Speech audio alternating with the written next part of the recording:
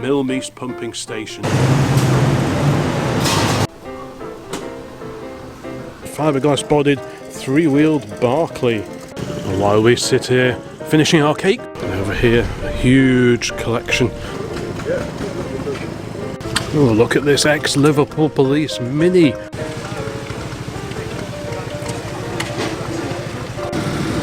Austin 7.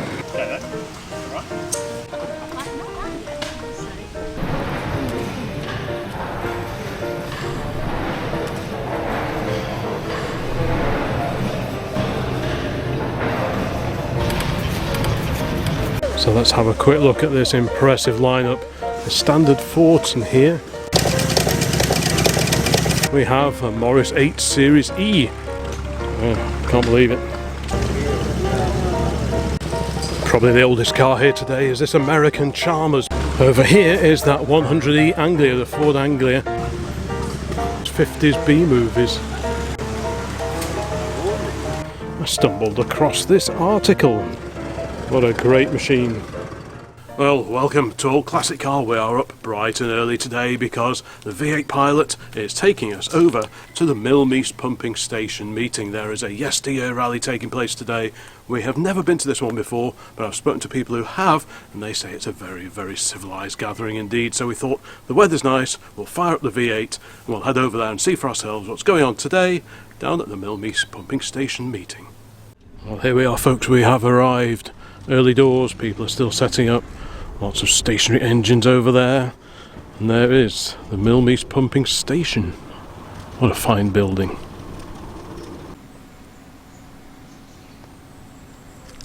These apparently are the wellhead rockers.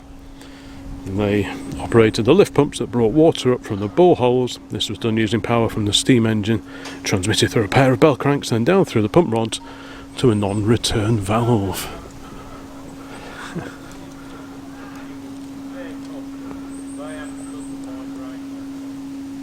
Ooh, the missing link, some pretty hefty links from a chain.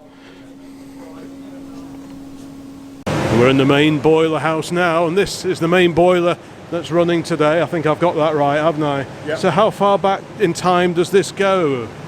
To around about the First World War. There's some power in here.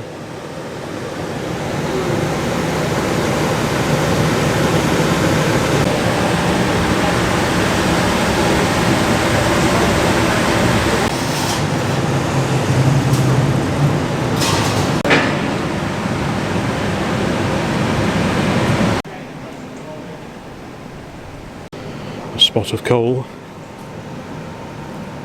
We'll look at this lovely old Ford tractor stroke digger tucked away in the corner here. This one looks like it still serves its purpose, looks like it's well used.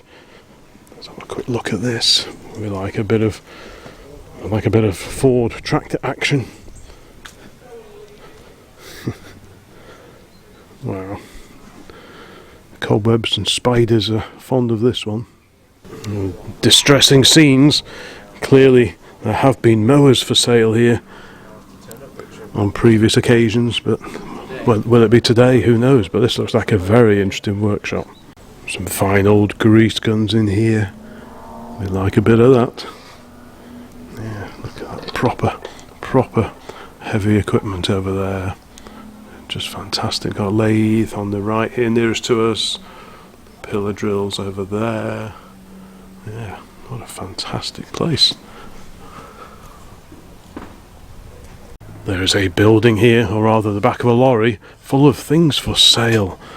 So I'm going to have a good route around here. So far we have noticed that there's a Renault Dauphine Owner's Maintenance Handbook, edition anglaise. Well, I don't know how much these things are, but there's quite a lot of manuals here. Also found, only one mind you, this quite a groovy Morris mud flap. Sadly I can't find its mate, the matching one to go with it, but I guess there's a bit of wall ornamentation. I think that'll probably do, so I'll find out how much they are and just have a bit of a general rootle around, because you never know what could be hiding in the further reaches. Got an air filter there for a Mini 850, Mini Moke, Mini Cooper and Cooper S. Got some fan belts. Yeah. Lots and lots of manuals, which is always good to see. Got a handbook here for Rover 2000, so if you need one of those, you know where to come. Just put that there. Hopefully someone will see that if they need it. Yeah. What have we got? Let's have a look. If we put this over here, got a fan belt for, again, Rover 2000, Triumph 2000 GT6. I don't think it fits anything of ours. Austin 1800. Nice Ferodo box there. Jolly good. But yeah, got some brake gear, got some brake components over here. What's that? Is that an ashtray of some sort? Or? Not quite sure. Some ignition parts just up here. Yeah.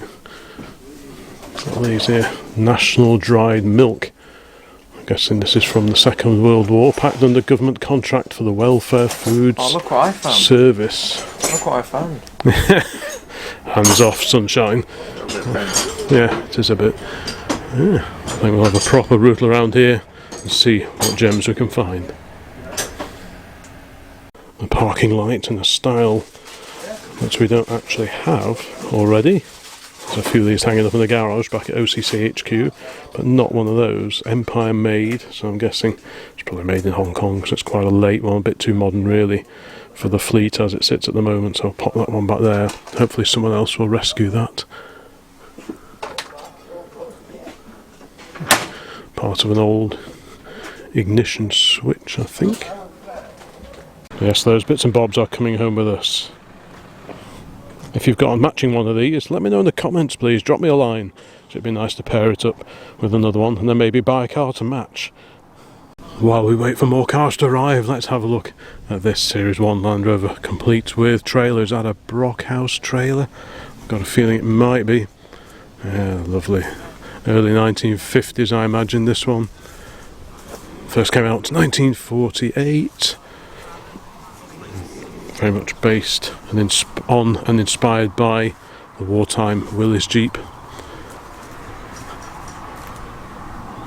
Very bonny example. I have a bit of a fan. This is a Brockhouse trailer. A bit of a fan of old trailers, especially ones that have got lovely old manufacturers' plaques on them. That's nice. West Bromwich, England. 1500 weights under normal conditions.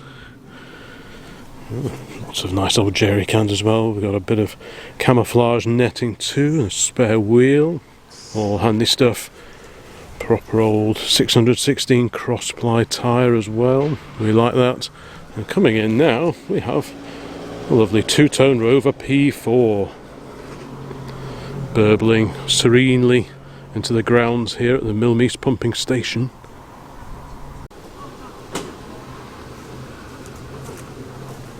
I particularly like these little semaphore indicator boxes, Lucas Trafficators. I don't think I've ever seen them mounted on the side of the windscreen frame. Maybe that's a Land Rover thing. On cars anyway, you often get them mounted here. Typically, we're next to, I think the West Coast Main Line is just over there. I mean, on cars often the indicators were fitted inside the bodywork on the B pillar usually.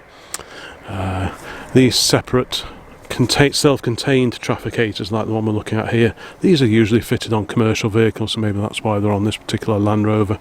Often on like old pickup trucks, these would be mounted on the back of the cab, so if you had a pickup body here, back of the cab there, they'd often be mounted just there so you could see them nice and high. I'm guessing that's why these ones are positioned up there. But yeah, it's nice to see a matching pair of those old style trafficators on here, both Lucas as well, so that's good.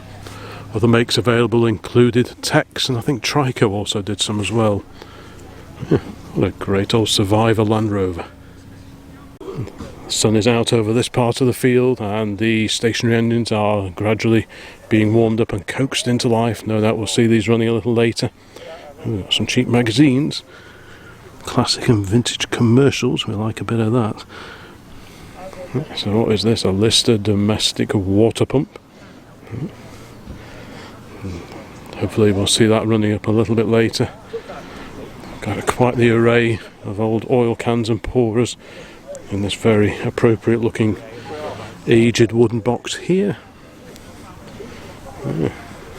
What a great setup here. That's this Lister stationary engine. Oof, look at that. The old style, the big fat old Champion spark plugs. Many goodies in there. The old matchbox. Yeah. Some lovely looking stuff along here. Some oily rags, some restored.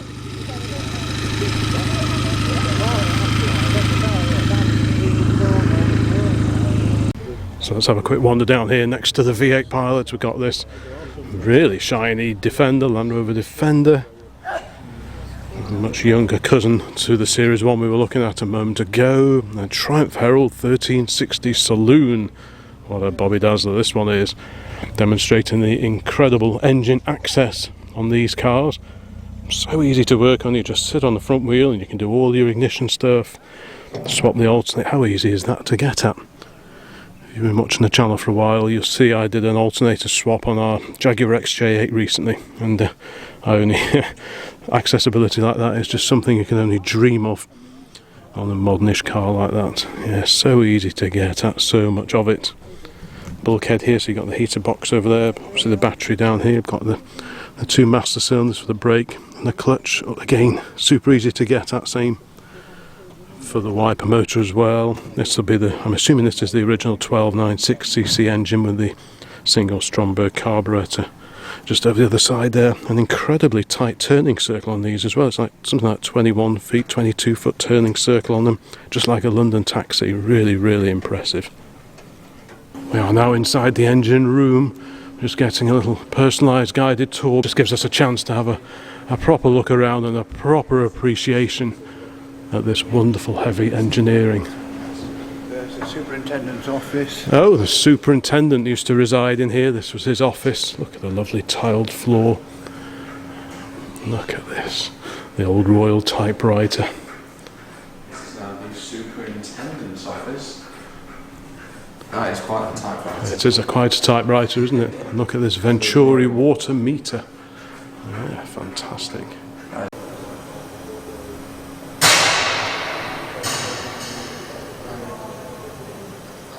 Right, so we're in the top end of the boiler house and I'm accompanied by someone who knows what they're talking about. So maybe you could just give us a quick resume of what we're looking at here, perhaps? Yeah, so what we have here is the greens economizer.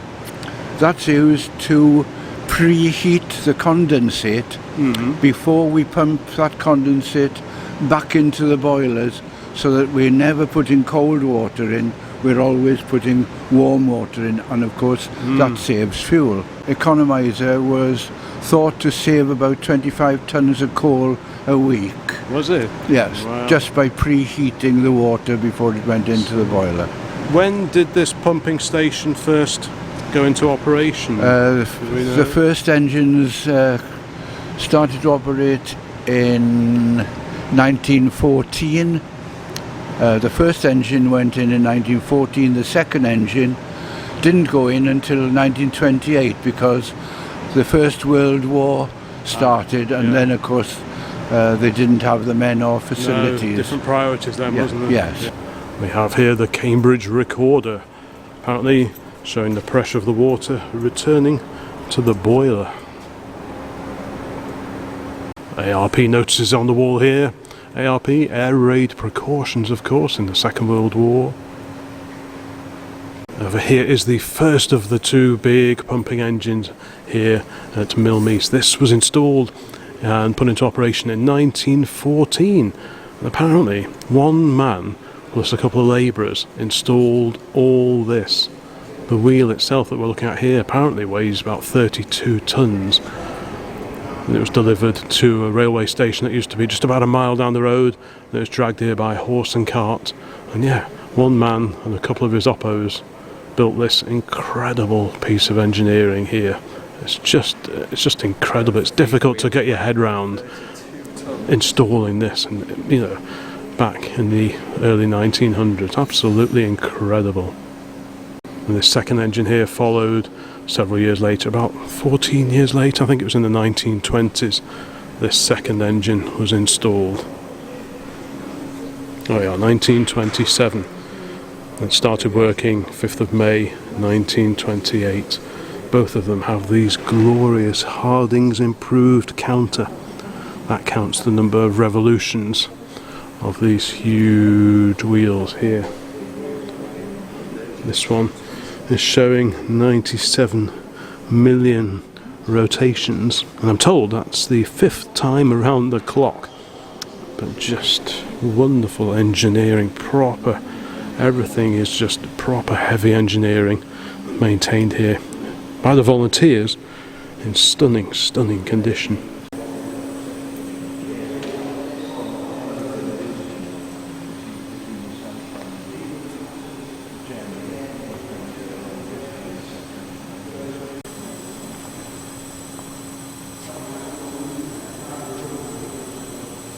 This unit over here apparently is the starting engine for the main engine. So you'd fire this one up. Yes, it's called a barring engine. A barring engine, right, okay. And then that engages, you can see how that there engages with the main wheel up there. Fantastic. First World War, of course.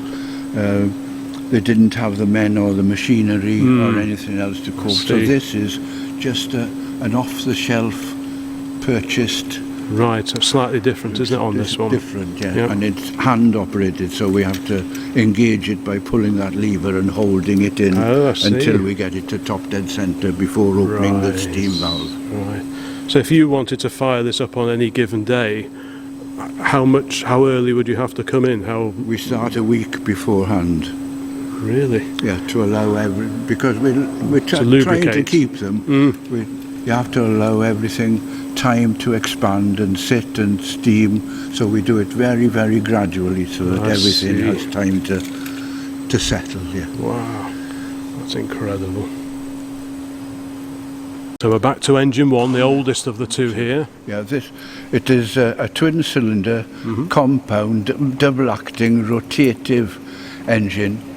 And the far cylinder is the high pressure cylinder, and the larger one at this end is the low pressure cylinder, and the whole thing is connected on one rod that goes all the way through, operates the high pressure ram pump which sends the water from here to the reservoir at Hanchurch, which is 5 miles and another 350 feet higher than here. Oh yeah. And the shaft goes out through the wall and actually operates the wellhead pump outside. I see, does it?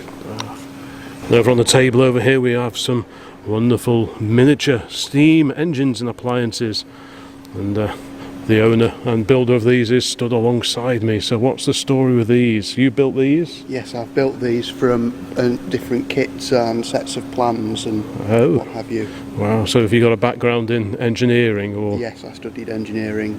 Did you? Yes. Right. Yes, it makes sense, doesn't it? And how about the traction engine over here? That was built by someone called David Whitfield. There's a little plaque inside it that... I see, yep, 1972. So do you fire these up from time to time? Do you steam them up? I've run them on compressed air, but I haven't. I see, right. Run them on steam. Yeah. Those are beautiful things, aren't they? Just wonderful.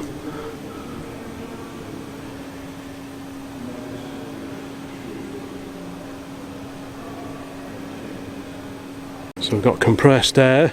Here we go. How therapeutic is that?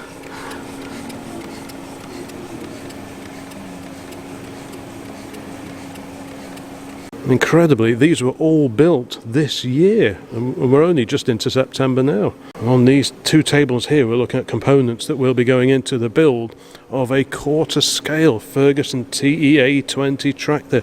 The old grey Fergie, and regulars on the channel will know we've got one of those sat at home from 1947, but this incredible engineering activity here is going to see a quarter-scale Fergie built up. So we've got the gearbox and shafts there. There's a differential already built. Just look at this radiator.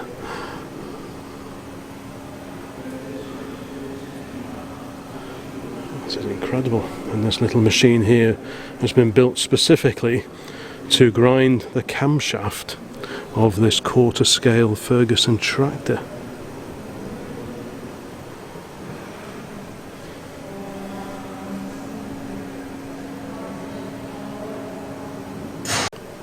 And slightly larger still, we have a quarter scale scratch built 1938 Aveling Barford Road roller. Because only the other week we were down at Onslow Park for the Shrewsbury steam rally, and we saw quite a number of steam operated vehicles, but this, wow, look at that. Can you imagine having the skills? Well, I'm sure some of you watching this video do have the skills, but they're having the skill to be able to produce something like this from scratch. It's just, it just blows my mind.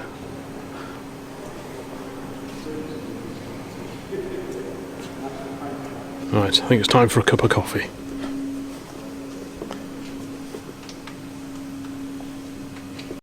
Starting to fill up now outside here.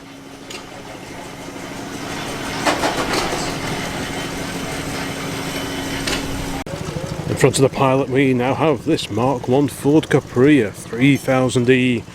So big meaty 3 litre V6 engine under that long bonnet.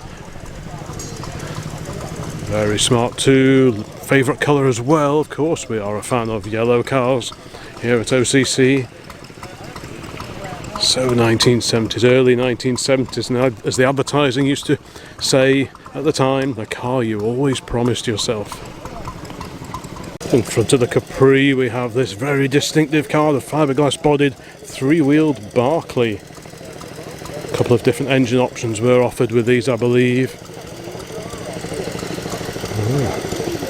Many flick switches, quite a comprehensive dashboard and a lovely wood rimmed steering wheel with the Barclay badge right in the middle there.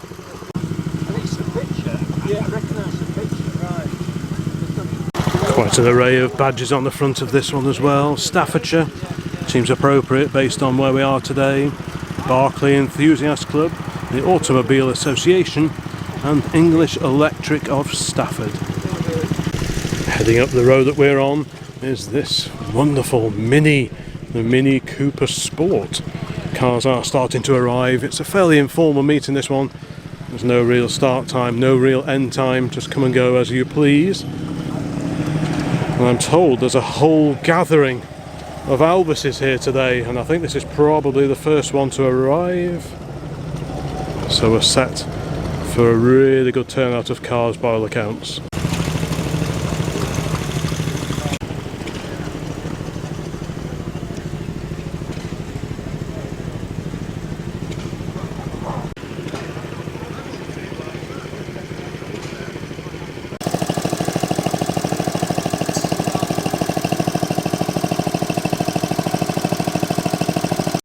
Homemade cake.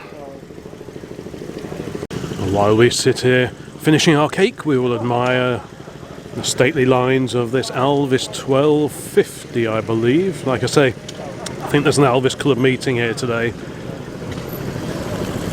So we'll see many of those hair mascots before the day is through, I'm sure. Nice hat as well.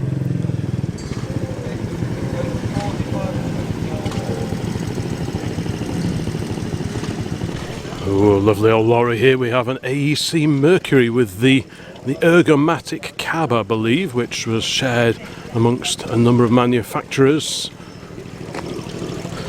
Bit of cunningly disguised living accommodation on the back there. Also putting a bit of weight over the back wheels, which is never a bad thing for the ride on lorries like this. Horton Tarpley, Cheshire. AEC Mercury on the G registration, so about 1968 I would have thought. Beautiful condition. Let's just have a quick walk around the back.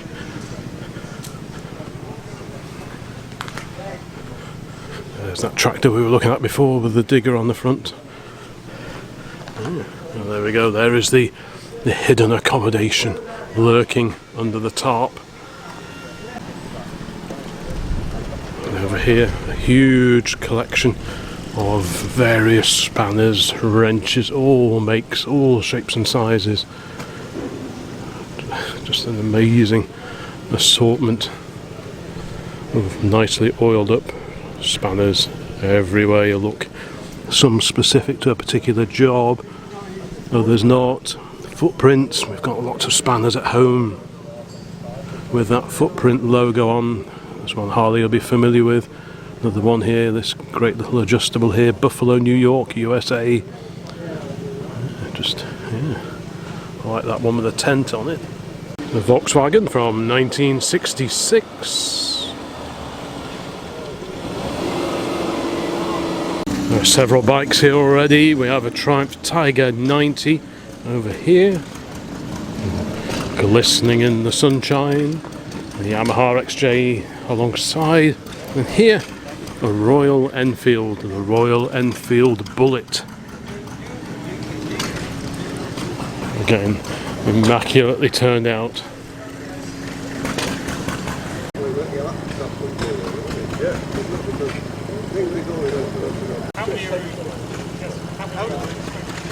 I don't think we've ever seen this particular Jeep before either. Got a pretty hefty bit of towing gear on the front of that one. You can restore pretty much any Jeep nowadays. You can even buy complete brand new body tubs if that is your thing, but I'm sure the ones that still have their original bodies probably command a premium amongst collectors, because it's nice to think that these original bodies actually saw service somewhere during the Second World War, and probably for quite a time afterwards, I would have thought. This is a Willis, or Ford also built a huge number of Jeeps. I think Willis probably produced more. I could be wrong on that. Please let me know in the comments if I am. I'm fairly sure Willis were the more predominant of the two main manufacturers of the Jeep. Marshall lamps on this one. I did see a French plate. I know some of these were produced by Hotchkiss as well. So we've got a French plate here as well. That's dated 1968. So I'm not quite sure what that is. Yeah. It's got a miles per hour speedometer in it rather than kilometres. Yeah, what a great example. A jerry can on the back with a War Department 1943 jerry can on the back. When we were at Malpas recently, I was having a good look over a civilian, a post-war CJ civilian Jeep, which looks very, very similar to this. And I was saying how the military Jeeps have a fixed panel on the back, whereas the civilian ones have like a drop-down tailgate. Got a Pyrene fire extinguisher just over here. Looks like a lot of fun. Renault 21 is next to arrive.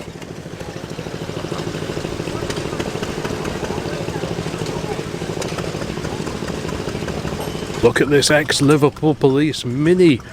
It's a Mini Cooper or a Cooper S. It's got the drilled wheels, and the Coopers had these polished window frames, whereas your regular Minis didn't have that on the front doors.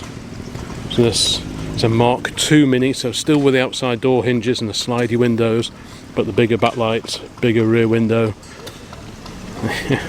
On an F-Reg 1275. I imagine that goes quite well. Oh, isn't that great?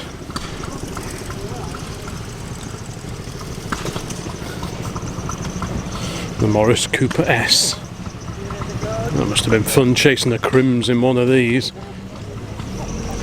Lovely old super blue coal antifreeze label in the windscreen. Look at that whole fleet there. So which one is this? OKD 700F. And there it is.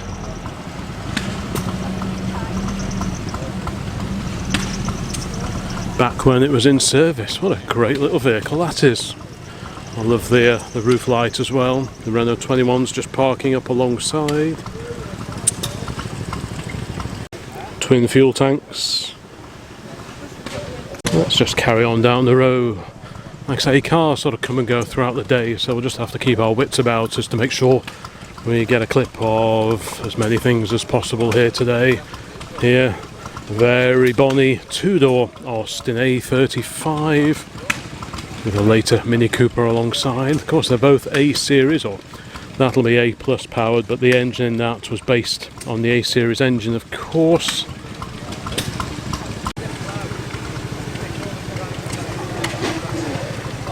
Another super pre-war car there. I'm guessing that's a Citroen, I think. It's got Marshall lamps. The shape of the radiator suggests Citroen to me. Austin 7.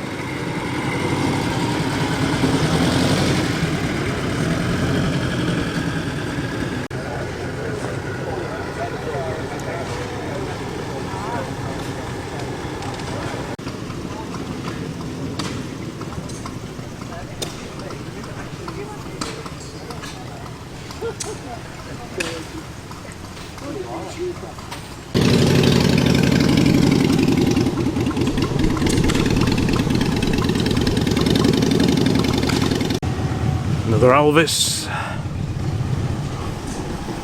This one often pops along to the local VSCC meetings that we get to, 12:50. Lotus Elan fixed head. Okay then, alright.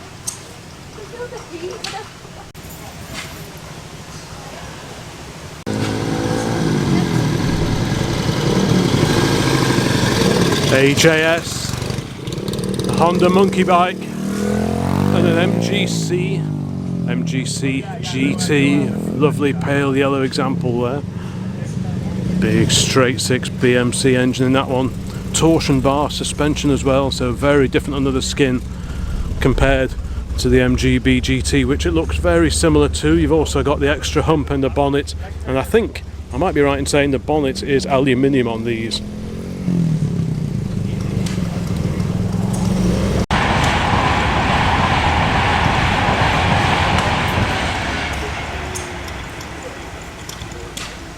Right, back over here again. Here we have a Mini of the late 1990s with an early style. One of the Ripley Austin grills have been adapted to fit this particular example.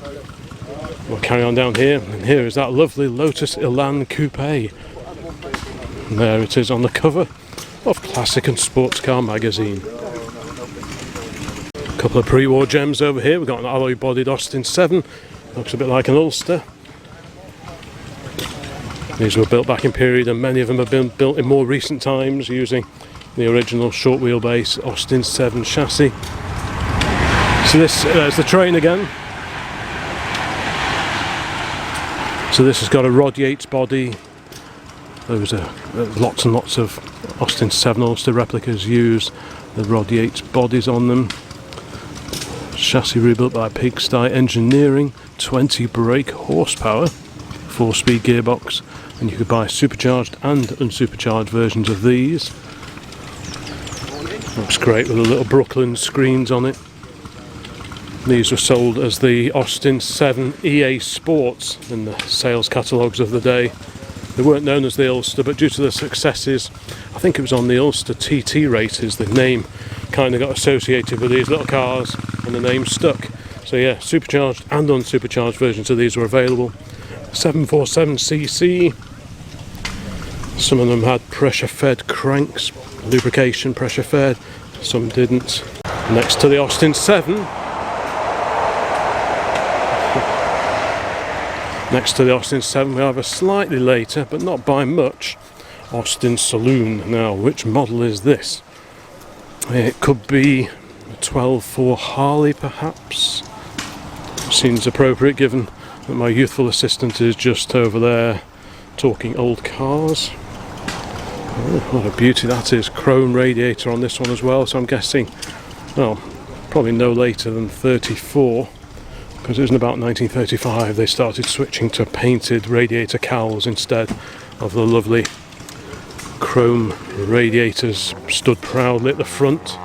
I can hear something coming in. What is it? It is a Morris, or rather the Austin badged version of the Morris pickup. Yeah, very distinctive Morris burble. There we go. Just driving into the Mill Meece area. That's very smart, I love that. Nice little canvas tilt on the back, proper bonnet on it as well. That one's on a J registration, so about 1971, and presumably one of the very last of the little Morris Minor based light commercials. Here we got a Maestro.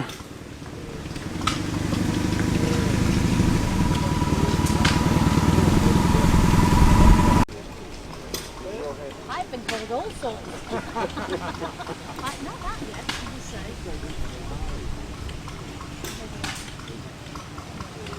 Right, so we're going to go back inside the main engine house to go and watch one of them being fired up. I'm going to take my other camera, this one, because it does tend to work better in slightly lower light conditions, so I'll switch over to that once I'm inside.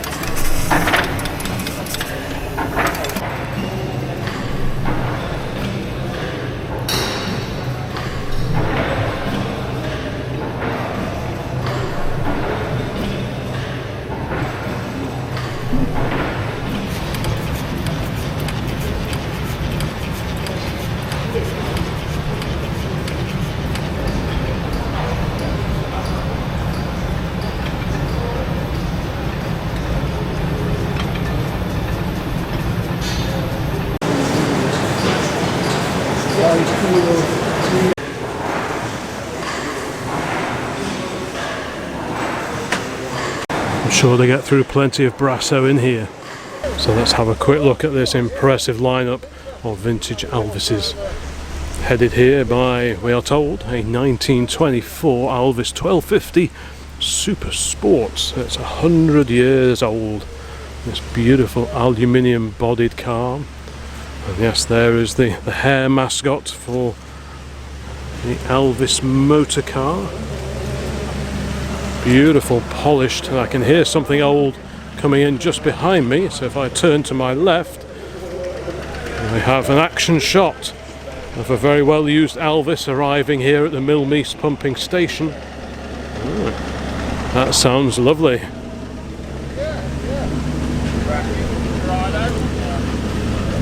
Right, let's go back over here. We have a Silver Eagle. Most of these I think are 1250s, but this is a slightly larger Silver Eagle. 4-door, 4-seat tourer, quite a lot longer than the 1250s that are parked alongside. Certainly this one. Yeah, very handsome motor car indeed. I love the way the body's like a barrel. It's sort of barrel shaped. It just curves around. Really, really tasteful coachwork on this. Yeah.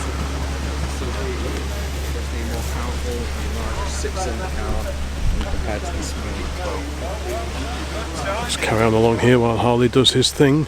We've got a 27 Alvis 1250 over here. Very usable cars, really well supported cars as well. You've got companies such as Red Triangle who will provide parts, servicing, all that kind of thing for the old Alvis, which makes owning one of these arguably slightly more straightforward than may be the case for some early motor cars. And in this lineup of Alvis we have this glorious little Citroen. Just such an appealing little car that is. Those stunning Marshall lamps on the front, not dissimilar to those that we've actually got on Big Dodge back at base, because the lamps were changed in the late 1940s when the truck was in use going up and down the country carrying its precious cargo to various race meetings. Yeah. It's just the perfect day, perfect autumn day for a little trundle in your treasured Alvis. This is particularly lovely little Citroen though. That is just really, really tasty. This 1250 does pop up at quite a few events that we get to. VSCC meetings, sometimes even the odd pub meet that we go to. We've got a saloon here which is partially fabric bodied coachwork. So we've got some fabric here on the upper part of the doors and the roof. Windows open so we can have a quick peer inside. Look at that lovely dash, complete with an original supplier's dealer plaque on there, which we approve of that a great deal. Let's come round the back here. Fuel tank hung out right at the back of the chassis.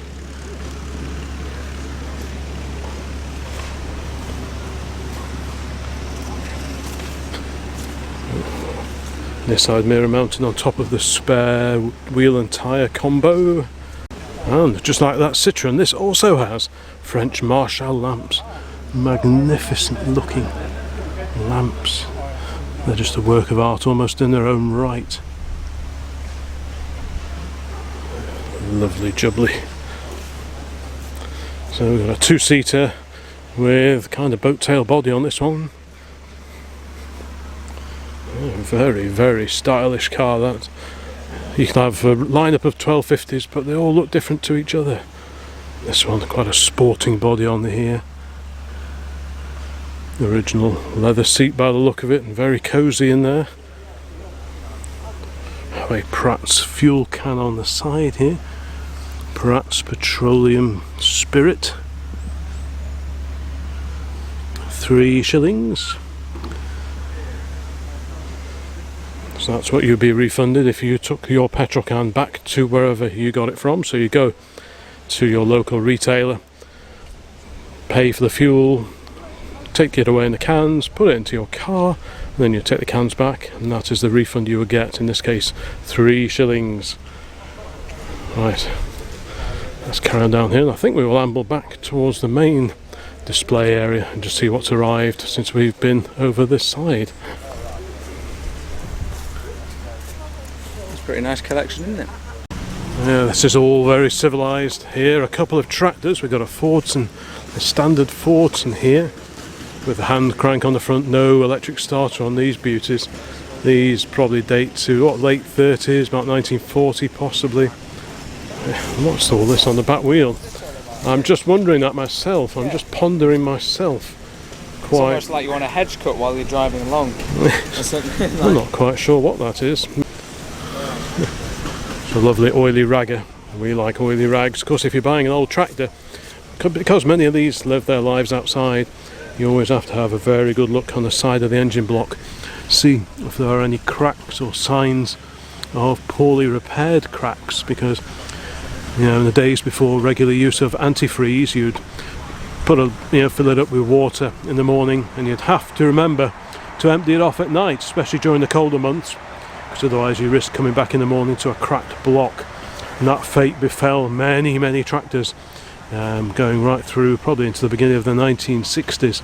So if you're buying an old tractor, well, it's a standard Fordson like this beauty here. Look at that. How nice is that? It really pays dividends to have a very close look at the water jackets on the block, and indeed any other castings that have coolant running through them. This is the business side of the engine over here. So we've got the combined inlet and exhaust manifold here. Yeah. Fordson. Yeah. I like that. Gasoline for starting only. Yeah, isn't that just beautiful? I love the old original paint, or the remains of it, what there is of it. It would be a real shame if someone came along and repainted this one day, because there's still plenty of life left in this finish. And, yeah, just keep chucking a bit of oil over it every now and again. It'll last forever, this will, I'm sure. Ford Motor Company. I'm not sure if you can see that just on the back of the tank there.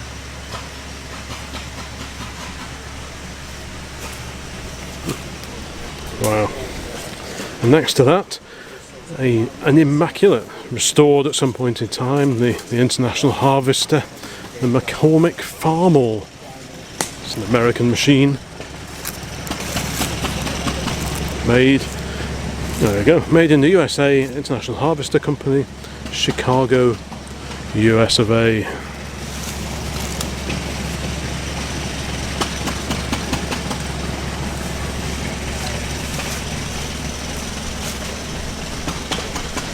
Well, an acquaintance of mine with one of the Alvises has told me what these are for. This is for added traction in wet conditions.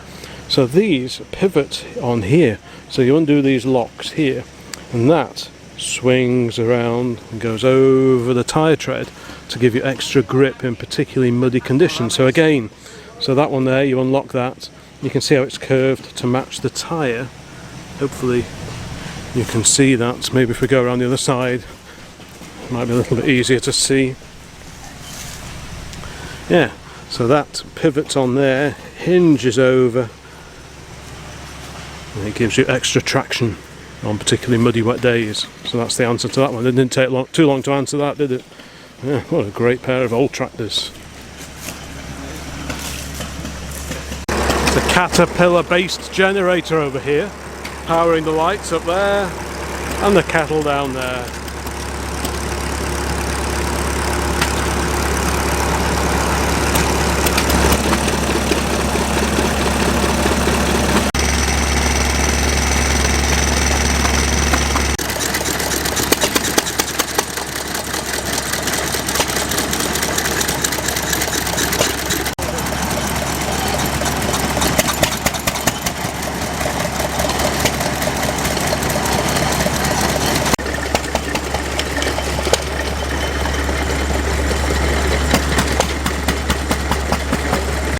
Two elderly bicycles and a child's tricycle in the middle, made by Mobo, also manufacturer of pedal cars and rocking horses, I believe. And what do we have over here? Can we make out the maker's name on this? It says, I can see Robin Hood on the label. The rallies were built over in Nottingham. This actually appears to be a Robin Hood cycle.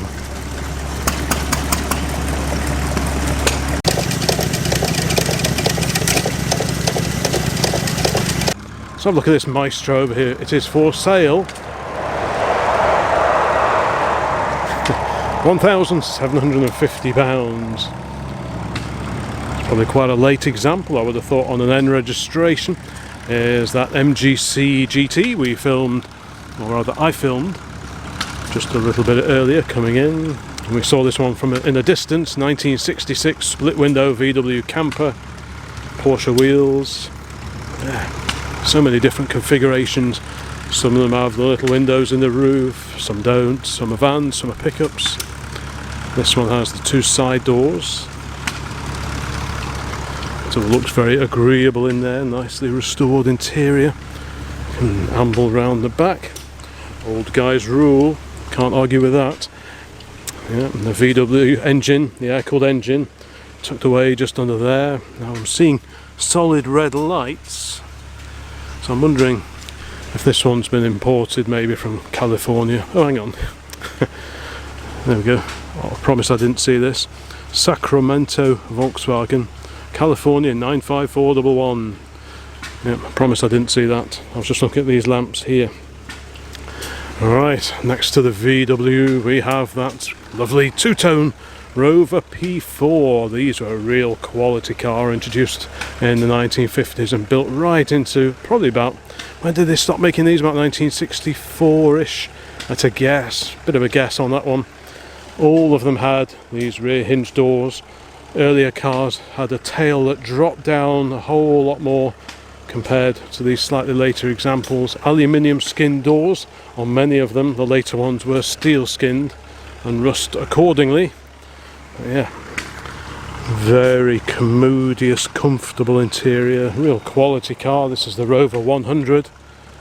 So it's got a 6-cylinder engine in this one. Lots of different variations. You really have to know your P4s. Some were 4-cylinder, some were 6-cylinder, some had Rover drive transmission. This Marina is for sale. We saw this one, where was it? Marbury Merry Days. We took the V8 Pilot to the Marbury Merry Days Village Fete a little bit earlier this year, 2024, and this one was just along the road from us. Yeah, if you fancy a Marina, it looks in pretty good nick. Got a bit of tape possibly just holding the windscreen seal down there. There you go.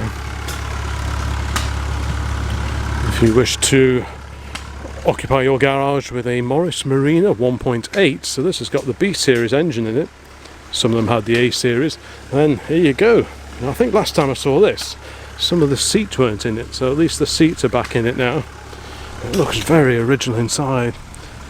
Yeah. Real time warp, proper 1970s time warp job in there.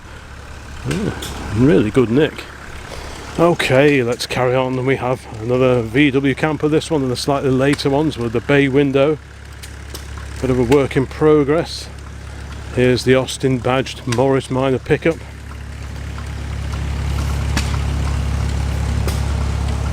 With the very smart canvas tilt on the back. Separate chassis to these. So if you're going to buy a van or a pickup, have a good poke around underneath, because even though you'd think, oh, separate chassis, that'll never rot, the chassis on these can rot pretty spectacularly. Same with the Land Rovers as well. Nice, and it's quite rare being one of the Austin badge versions.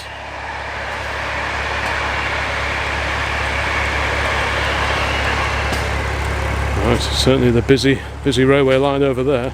So where was I? Ah, yes, the rare Austin badge version of the Morris pickup. And talking of Morrises, over here we have a Morris 8 Series E 918cc, little side valve engine, 4-cylinder. These were built either side of the Second World War. When they were launched in the late 30s, you could buy 4-door saloons, 2-door saloons, and there were even Taurus around as well. This one has had a headlamp conversion on it. Originally, when they were on 6 volts, they used to have quite nice slopey sort of teardrop lamps, but they probably weren't the most effective lamps in the world. So at the time when these cars were sort of, 10 a penny and pretty much everywhere, you could buy these headlamp conversions and you could convert your Series E to the more efficient 7-inch Lucas type headlamps that we see here, and they sit on these little pods, and that is quite a common conversion that you see on quite a few Morris 8 Series E's that are preserved nowadays. Very, very neat little car, quite comfy, leather seating, plenty of room for 4, 5 at a push. This one has a 1948 replica tax disc in the window. Oh, we have some information, right. 1939 to 48 running restoration, lots of rebuilt parts, rebuilt brakes, new master and wheel cylinders. Wow. I know I priced up wheel cylinders for the Morris 8s that I had 2 or 3 years ago, and they were not cheap. It may be different for the Series E's, but I know that mine was a Series 1, and yes, they were eye-wateringly expensive. Maybe things have changed since, but yeah, it's had quite a few modifications on this one. The car is used all year round, and the story continues. So, I like the flags. Could do with getting some of those for the V8 Pilot. Yeah, very neat little saloons these are, very popular in the day.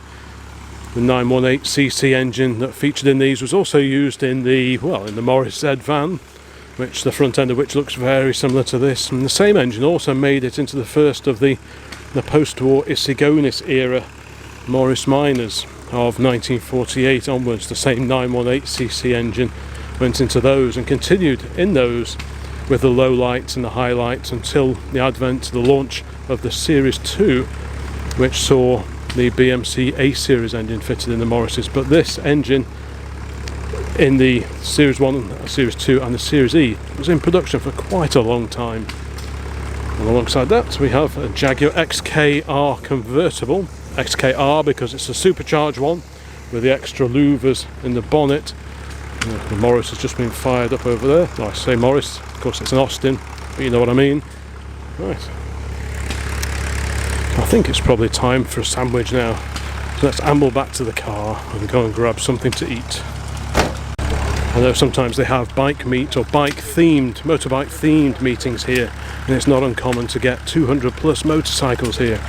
This is the yesteryear rally, so it's probably a bit less focused, just a little bit of everything. It's a 2-day of this one. Sadly we can't be here tomorrow, but we thought we'll make the effort to get here today. And yeah, it's been a very, very civilised meeting. There's a bit of information appeared in the window of this lovely Austin, and it is a light 12.4 Harley. I was right. Can't believe it. Doesn't happen often. It's a very similar body shape. They did a 4-cylinder and a 12.6, which look pretty similar to this, if memory serves. But yeah, this is a 12.4 Harley. So I'll have to tell my youthful assistant that there's an old Austin here named after him. Right, so I was momentarily distracted by the gentleman who owns the 12.4 Harley, so I was having a quick chat about that and pre-war cars in general. There's one of the aluminium bodied XJs over here. Dad would like this one. This is a shape that came after our X308. These came out, well, I think the very, very first ones were sort of late 2002, but mainly 2003 onwards. Interesting bodies. It's of a combination of adhesives and special rivets for the most part in the construction of these cars. They're probably a lot lighter, I think, than our steel-bodied X308, which is a 2002 car, so ours is a fairly late example. There's that great little mini police car, Escort Mexico, and the trusty old V8 alongside. Here comes a Ginetta. Rear-engined Hillman Imp Power.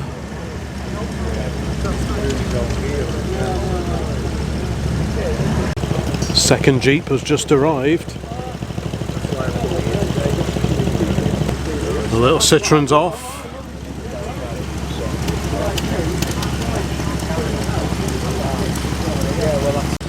Probably the oldest car here today is this American Chalmers, built up as a speedster. We see this one at various vintage sports car club meetings like Lowton Park, Prescott.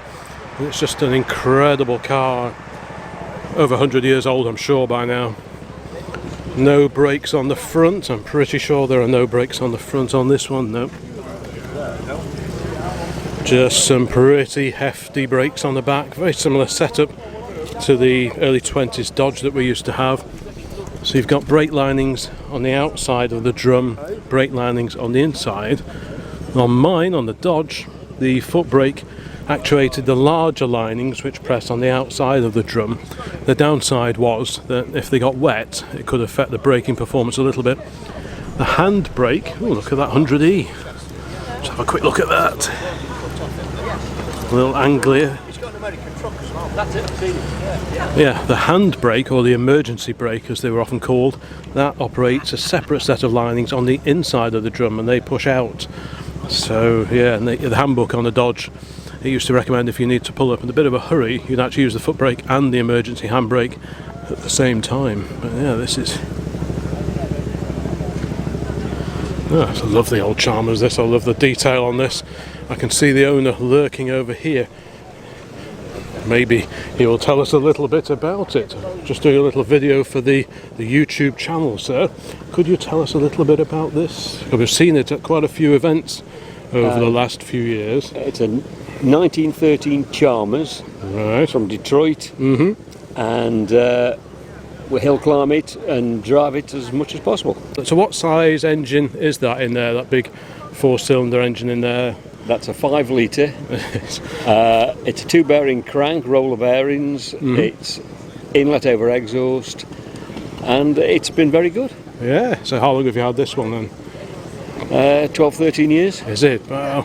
So what did it start out life as, this car, or It was was a 2-seat roadster, Was it? and when I Right. found it, it was just an engine and chassis wreck. So this is what... So you've built it into a speedster. and it's been great. Yeah, it's fantastic. What's its happy cruising speed? Oh, would 40, you say? 45. Is it? Yeah, Well, that's yeah, all right, it's isn't okay, it? You know, 'cause yeah. you've only got brakes on the back, haven't you? You just get used to it. You just plan in advance, Just don't get you? used to it, yeah, it's great. Yeah. No, that's a magnificent car, isn't it? What's it like for parts on something like that? Because I remember with the Dodge, I used to have to. It's either people in America or Australia for that. I make it. Do you? You just make Yeah. make everything there, Yeah. right? Yeah, fair enough. Yes, no problem. Yeah, yeah. Well, I guess it was all made by people, wasn't it? It was all made by people with lathes and. I'm only copying. It's much easier. Yes, fair point. Yeah, fair point. No, it's a fantastic car. That. Just behind the Chalmers, we have this very, very oily rag, Moto Guzzi, no less. Yeah, that's pretty cool. I like this front end. I'm not quite sure what we're looking at, but Drum brake. certainly different. Oh yes, Moto Guzzi. Yeah. Again, this little sprung saddle, low slung. Well, yeah, it's definitely a seat built with comfort in mind. Look at the springing on that.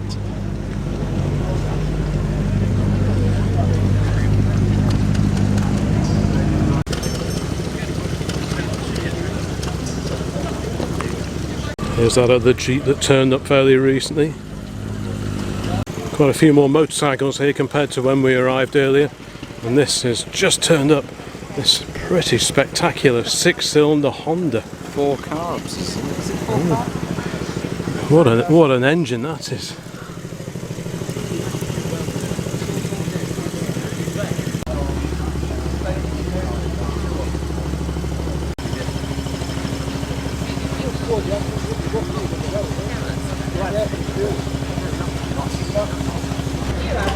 Over here we have one of those little corgis.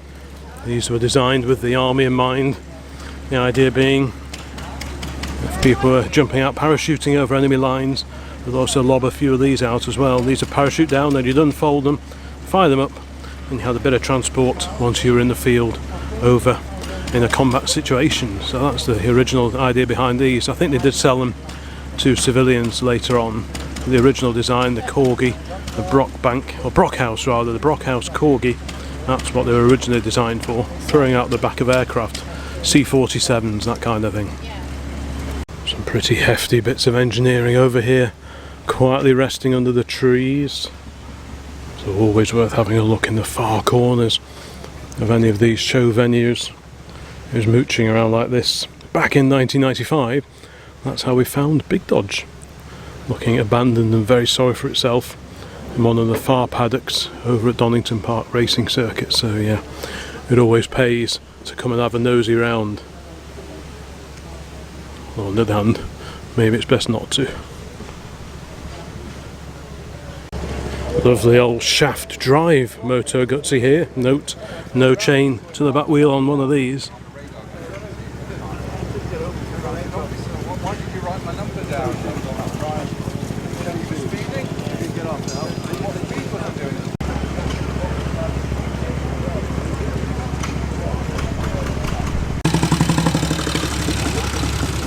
Over here is that 100E Anglia, the Ford Anglia, the 100E.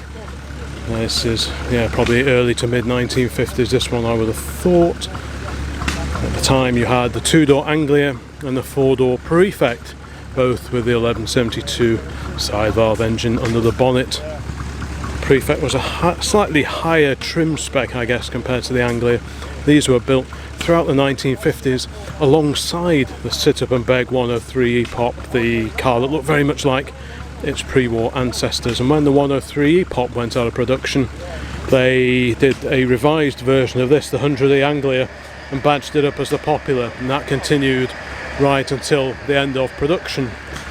Nice little mirror on there, nice little detail there, bit of info. These were built 1953 to 1959, 36 brake horsepower, maximum speed 73 miles an hour, 0 to 60 in 29 seconds. Plus 3-speed gearbox in these as well. Motoring for the masses, I guess. It's a very clean car, this one indeed. It's amazing to think that even though this was the 1172 size cc engine, it can sort of trace its roots all the way back to 1932 and the 8 horsepower version of the engine that was fitted to the Ford Model Y. Slightly different, these had a water pump built into them and adjustable tappets as well. The 1172 engine in the 103E didn't have adjustable tappets, and it didn't have a water pump as standard either, but you could buy an accessory water pump which sat separate and just ran off the fan belt. Yeah, it's amazing really just how far back the engine in this can trace its history. Here's that bright red Ginetta we saw driving in before. I think is this the G4? No, it's the G15, 1972.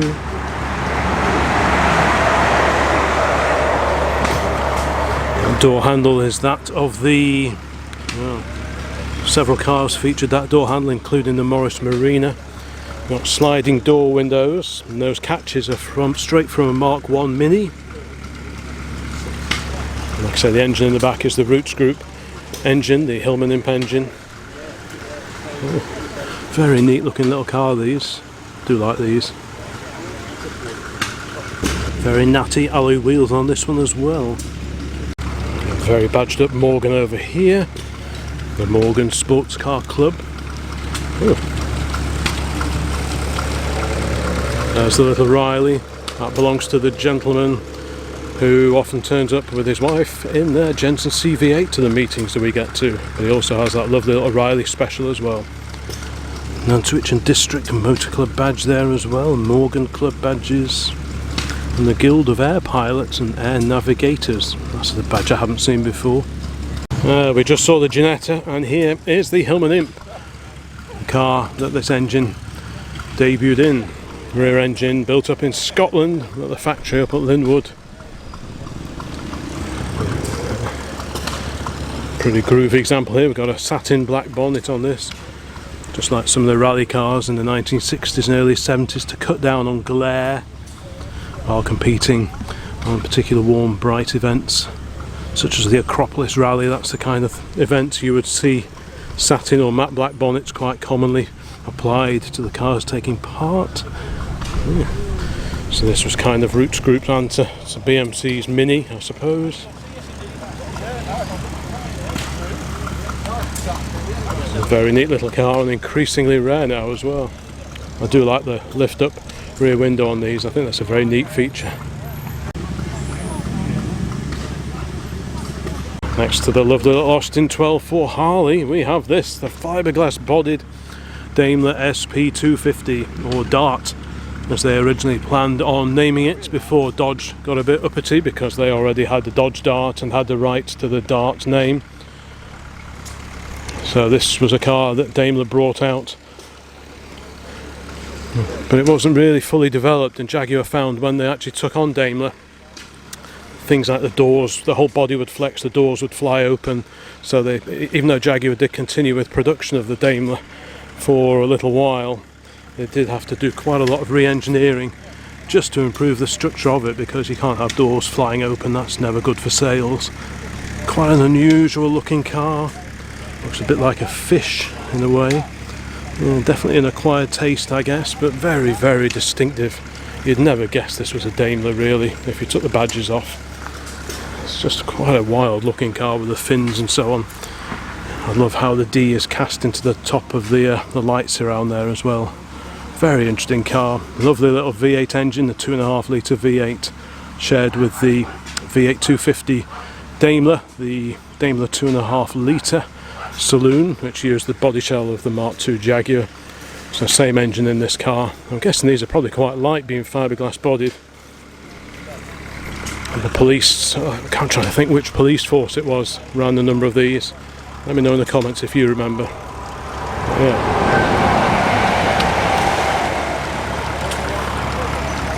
Noisy train. Another Alvis departs. There's that sort of partially fabric bodied saloon as well on its tail. Now, which would I have? The open top car or the lovely saloon? Decisions. It's actually really great to see so many early cars here at this meeting. It's a very civilised, very relaxed atmosphere at this one. Obviously you never quite know what a show's going to be like until you get there, but this has a great vibe. And yeah, it seems to attract some really interesting, proper early pre-war cars.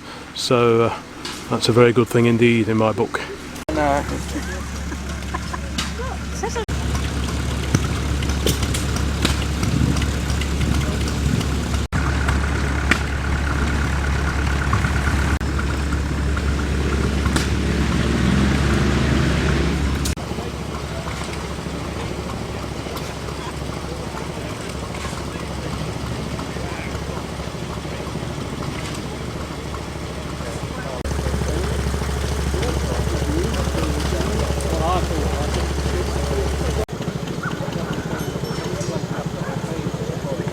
Super little Sunbeam parked over here. Isn't that just wonderful?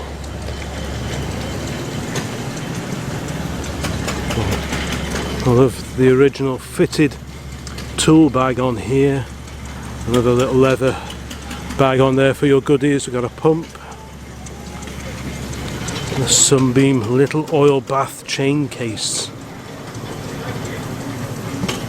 What a little beauty that is.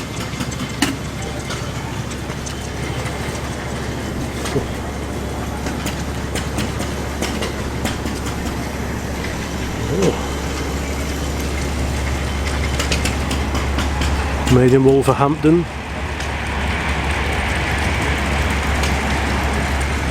Hand gear change as well. All this lovely chrome plated fittings everywhere. There's the magneto just tucked away over there. What a delightful little motorcycle. Apologies for the reflection.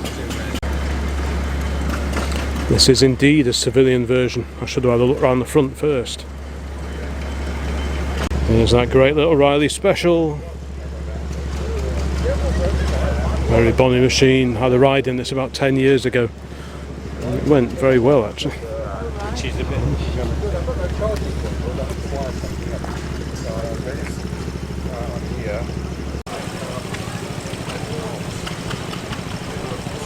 As always, we'll come and have a look in the public car park, just in case there's something interesting. We have a 318i BMW over here, 4-door, E36 3 Series, the Rover Metro, the 1.1 litre Rover Metro. I'm sure many people watching this video will have memories, Metro-shaped memories, given that these were produced for so many years. Later ones as the Rover 100. How many people watching this video learnt to drive on one of these, I wonder? Quite a few, I imagine. I'll just go along here because I saw this coming in from a distance, but I wasn't quite sure what it was. But we have another lovely example of the Rover P4. This is a Rover 90, this particular example, a little bit earlier than the one we were looking at before. Fantastic condition. I love this script badge on the boot. That's a lovely detail, that is. 3-piece rear screens. Of course, the technology wasn't around then to do all that in one go. Again, rear hinge doors, lovely interiors. Hope you can see that real wood and leather interior. I'm sure that smells jolly nice. Yeah, it's a good car, isn't it? Make a good daily. Yeah, it's a lovely example, that is. Well, I think that was it for interesting cars here in the public car park, so we will zip back over that way.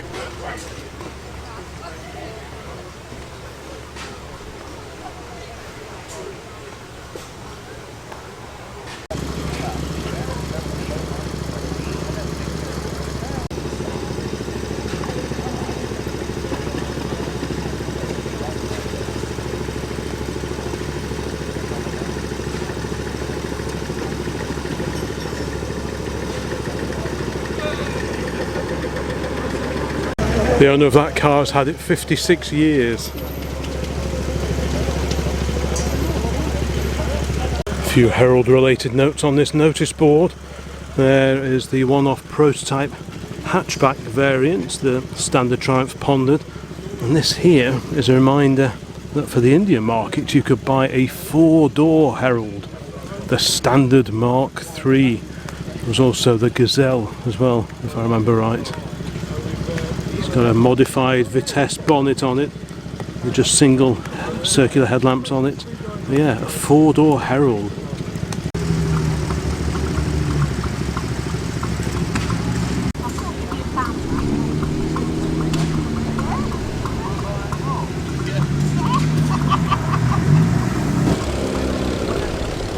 Two-door Cortina Lotus.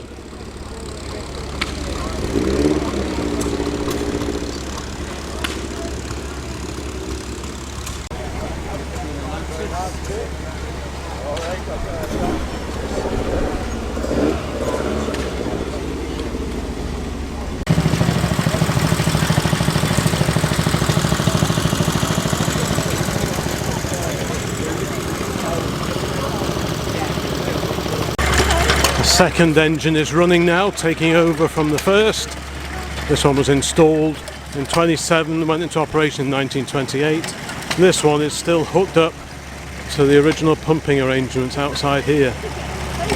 The operating piston coming through the side of the wall just over there, and you can see on the wall over here where it's been bricked up, where the same piston for engine 1 would have originally sprouted through, and then all this pumping gear here would have been replicated on this concrete pad over here. I think one of the boreholes here goes down, was it 1,250 feet down into the earth. It's a pretty incredible feat of engineering, this place. This looks like an alien out of one of those 50s B movies. Last time I saw one of these little Lister Ds running was at the Onslow Park Rally, and the creative owner of it had installed it and made a motorcycle out of it. A fully up and running usable motorcycle, which was pretty incredible. If you haven't seen that video yet, I recommend you check that one out when you're finished here.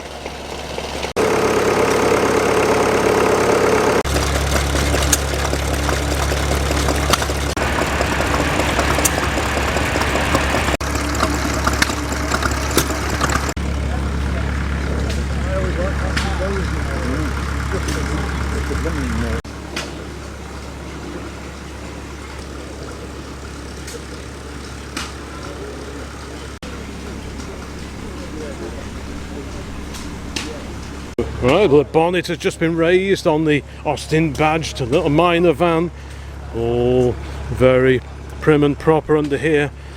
So did you buy it like this, or did you have to do it? Done, yeah, did it? I've done quite a bit of finishing off. And did you? With a lot of stainless steel and, you know. Oh right, yeah. Transfers all over it. So. Oh, was there? I brought it back to original now. Yeah. Proper wheels on. Is it the original engine? It is, yes. Yeah, I think it's had 20 thou out of it. Right. Original gearbox. So it's still a 1098 then? Yeah, oh yeah. Not souped it up or anything? No, no. The only modifications is the alternator. It's had an alternator put on it. Oh, I and see. the old dynamo. Yeah. No, that's all original. Wow, it's very clean under here. Oh, Oh, I like we like labels. I used to collect badges and transfers. Did you? When I was Oh, young. very nice. So Very nice. still got one in the collection. So I thought, So by this point in time, they'd moved away from the BMC green then, hadn't they, on the I engines? think the Austins were black, funnily enough. Were they? They had the Austin badge, they had the Yes. crinkled grille and the black engine. I have Did seen they? some though with a green engine. But Right. they were mainly black, I believe. Yeah. Oh, I see. And then the Austin badge in the steering wheel on the horn button. But otherwise, there's not much difference No, really, it's is just there? badge engineering. Yes. That's all. You got the little crinkly grille. Yes. I guess it was just to keep Austin fans happy, wasn't it? So Well, I think it's stopped having a commercial, hadn't they? Austin commercial to offer, and when Leyland took them over, they I see. badge engineered them as thousands. Some people would only buy Austin, some people They would only would, buy yeah. Morrises, wouldn't they? That's So, right. Yes. no, it's a very, Yes. very bonny example. We saw this one coming in before. Oh yes. No, it's lovely, isn't it? Yeah. Because they often rot out. Yeah, they often rot out round here, I'm on that scene. and the cross members under here, Yeah. and yeah, they can get very frilly down I there. waxed it. I put a commercial wax I on. see, kept yeah. till 560, I think it is. I warmed it up on a gas ring Did you? and then blasted it on with a Schultz gun. So it won't rot. The breeze is picking up now, and the Austin 12-4 Harley is setting off for home. What a great car that is. I do like the look of those. I think they're just wonderful looking cars, quite roomy, very usable pre-war car, I think that one. Yeah, it's definitely very windy here. I hope you can hear me. That's a lovely car.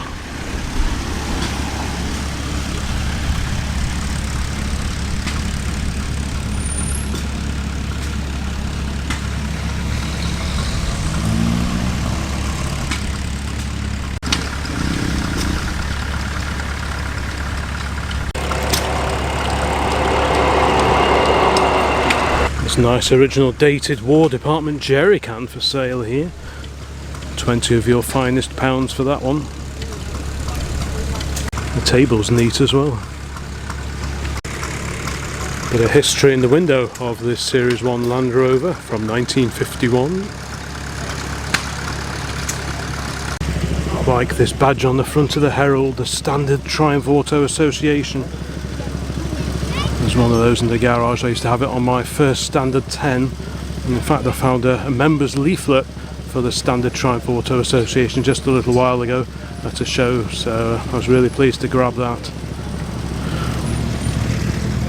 And off goes the Morris 8 Series E.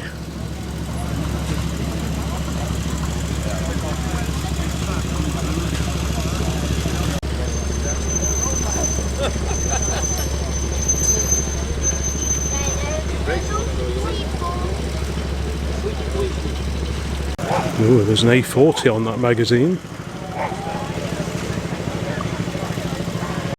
Giannetta's departing now as well. Time for a sit down and a bit of a read. I found this slightly battered copy of the Motor magazine from March 1948 in with the car boot sale stuff when we did the car boot sale with the Dodge pickup recently. And while flicking through it at the car boot sale, I stumbled across this article printed not all that long after the V8 Pilot first went on sale in late 1947, titled Pilot's Progress, a recent test run in Europe with some observations on present continental conditions. Because of course we were only 3 years after the Second World War, but this Pilot looks to be particularly well laden. They obviously go for a bit of a drive around. And let's see what they say. We can't read all of this. We're talking about the Geneva Motor Show.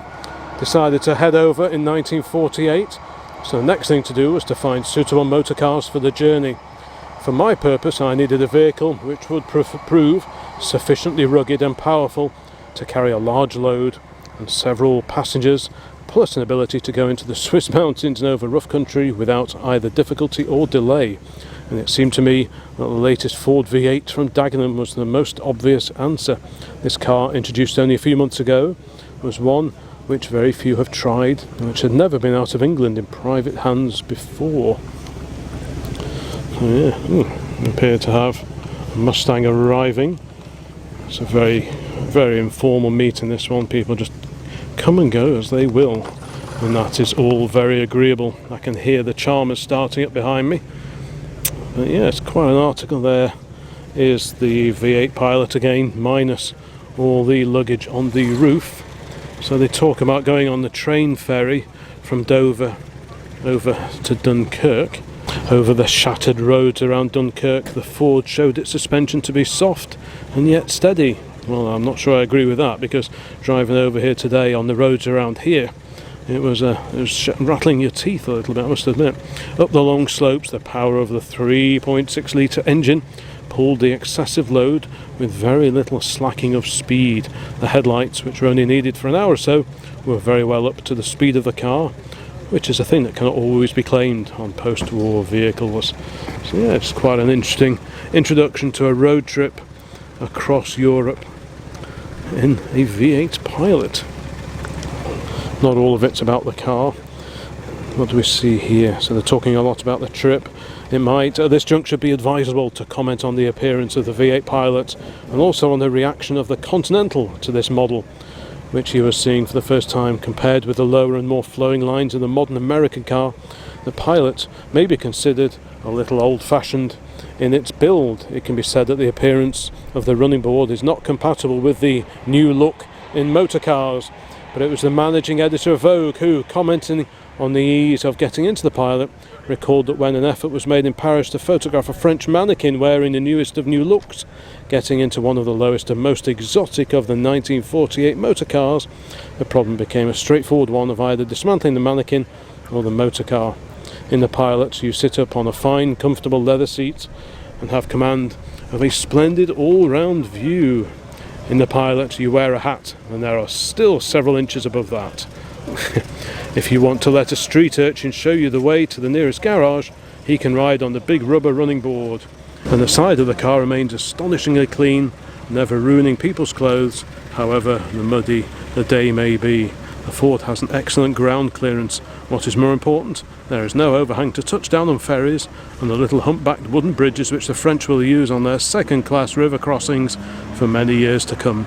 If you have a puncture, the built-in hydraulically operated jacks will raise the car in a matter of seconds, and there are no side panels to be taken off in order to see where the wheels really are. So overall, they seem very, very happy with their choice of a V8 Pilot for their cross-European tour. I just wish I had part 2.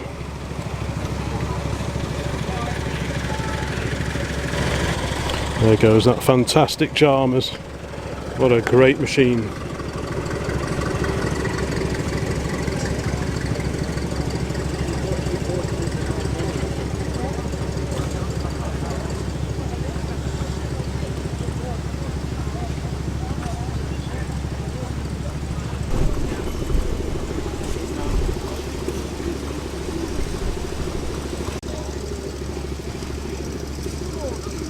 Well, there are 1 or 2 gaps in the field now, so I think we will start heading off ourselves.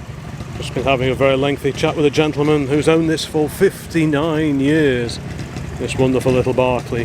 But yeah, it's been a really enjoyable meeting. Like I say, first time here for us, and we'll definitely be back. So thank you so much for watching this one. Please check out the rest of the channel if you like these show videos, these show walkarounds, museums, and quite a few tinkering videos as well. So bye for now.